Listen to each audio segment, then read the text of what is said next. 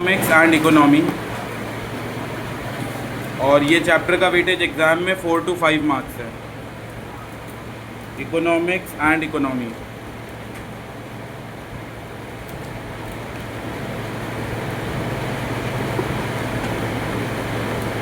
और इसमें day 1 mention कर लो, तो किसी दिन एब्सेंट हो गए तो उस दिन का मैं रिकॉर्डेड लेक्चर भेज पाऊँगा। ठीक है। Chapter number 1 economics and economy, 4 to 5 marks का वेटेज, और डे नंबर 1 हो गया। जल्दी जल्दी दिव्या लिखना है। Chapter number 1 economics and economy, 4 to 5 marks का वेटेज, और डे 1। इंडेक्स लिख लो इस चैप्टर में क्या क्या कवर करना है। इंडेक्स सबसे पहला ओरिजिन एंड इंट्रोडक्शन, ये इकोनॉमिक्स होता क्या है, कहाँ से इसका ओरिजिन हुआ है, स्टार्ट कहाँ से हुआ है, ओरिजिन एंड इंट्रोडक्शन। दूसरा scarcity and choice, scarcity and choice.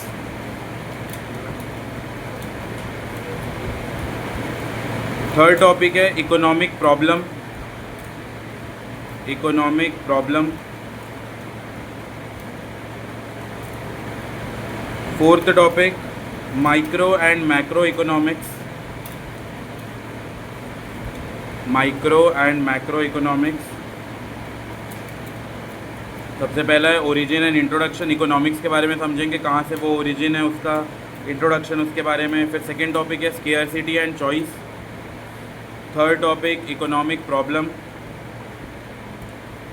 Third topic economic problem. Fourth micro and macro economics,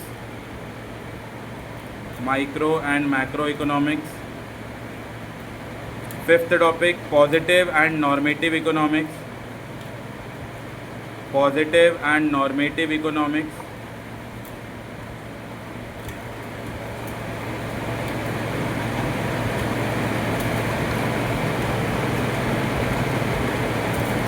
positive and normative economics. और लास्ट पढ़ेंगे economy and types of economics, economy and types of economics.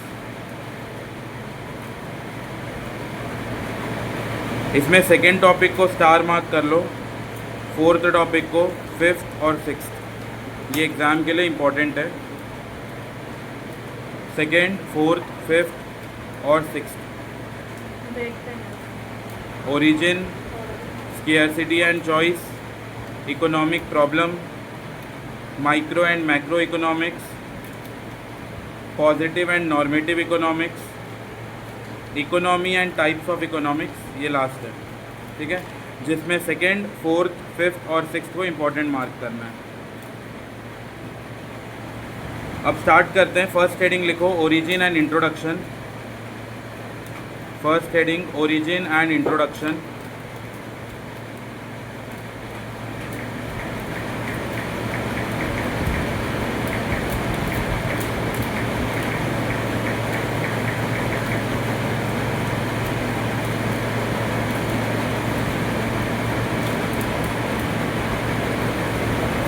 ठीक है, इसमें एक ये वाले point लिखो origin and introduction के नीचे, economics is everywhere, economics is everywhere, हर जगह इकोनॉमिक्स है। अब वो कैसे, वो समझेंगे।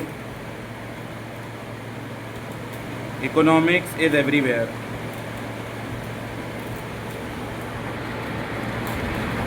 इसमें एग्जाम्पल लिखो,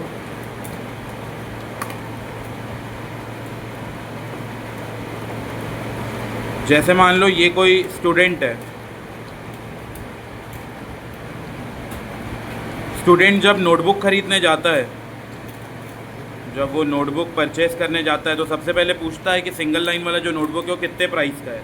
तो ये अगेन यहाँ पे क्या आ गया, कॉस्ट। कॉस्ट का मतलब कीमत। तो जब भी स्टूडेंट कोई किराना दुकान या मान लो कोई स्टेशनरी शॉप जाता है, सबसे पहले पूछेगा नोटबुक का प्राइस कितना है, 200 पेज वाला, 300 पेज वाला। तो ये जो कॉस्ट होता है ये क्या है, ये इकोनॉमिक्स है। ये हो गया पहला। फिर अगला एग्जाम्पल लिखो, कोई फैक्ट्री है,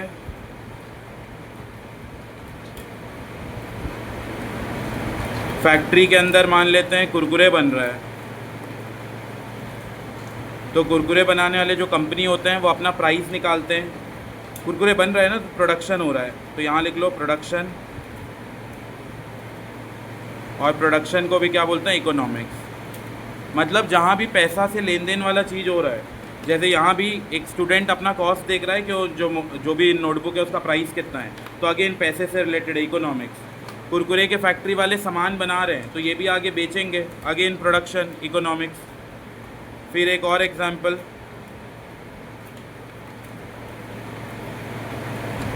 मान लो घर में मदर है,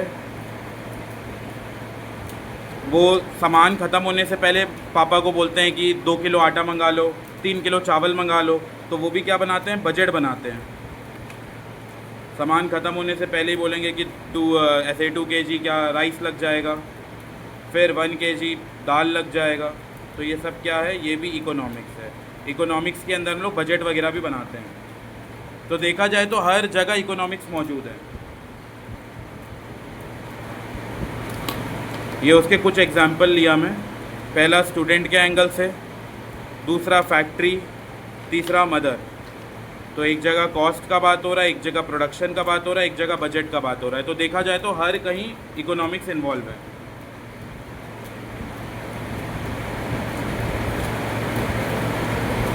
एक और लिख लो साथ में, मान लो ये हो तुम, ठीक है, तुम्हें चाहिए फ़ोन।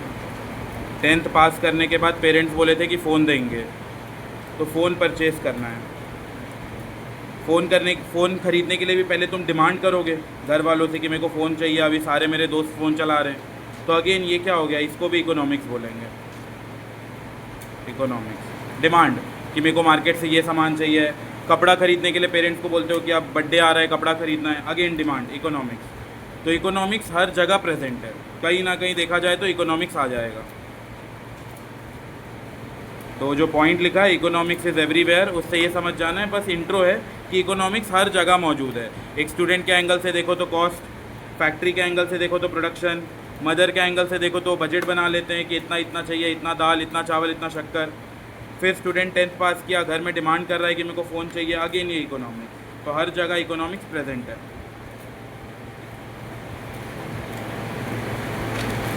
अब अगला लिखो पॉइंट, अगला point, the term economics in English language. ये जो इकोनॉमिक्स है वो इंग्लिश लैंग्वेज का है, लेकिन वो आया ग्रीक वर्ड से। The term economics in English language has its origin, the term economics in English language has its origin in 2 Greek words। 2 Greek word से उसका ओरिजिन बना है। जो इकोनॉमिक्स है ना, इको कहाँ से आया है, ओइको। ओइको का मतलब होता है हाउस होल्ड, घर गृहस्थी। दूसरा है नॉमिक्स, नॉमिक्स नेमिन वर्ड से आया है, नेमिन का मतलब होता है मैनेजमेंट। ये एमसीक्यू में पूछता है, बुक के भी एमसीक्यू में दिया है।